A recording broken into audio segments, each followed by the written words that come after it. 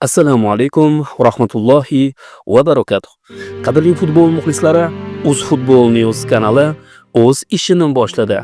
Bizni kanalni qo'llab-quvvatlang, like bosing, obuna bo'ling. Biz boshladik. Abduqodir Husanovning agenti Barselonaning qiziqishlari haqida fikr bildirdi. Abduqodir Husanovning agenti G'ayrat Hasbiulin mijozining Barselona qiziqishi haqidagi mishmishlarga javob berdi. Laporta menga qo'ng'iroq qilmadi. Tomonlar muzokara qilishga ochiqmi? Men fantaziya qilishni yoqtirmayman deb fikr bildirgan Husanovning agenti. Eslatib o'tamiz, avvalroq ko'plab ommaviy axborot vositalarida Barselona Abduqodir Husanovni sotib olish huquqi bilan ijaraga olishni reja qilayotganligi haqida xabarlar tarqalgandi. Kevin De Bruyne'ga asosiy da'vogar jamoa nomi ma'lum. Manchester City afsonasi Kevin De Bruyne yozda jamoani tark etadi. Unga bir nechta klublar qiziqish bildirmoqda.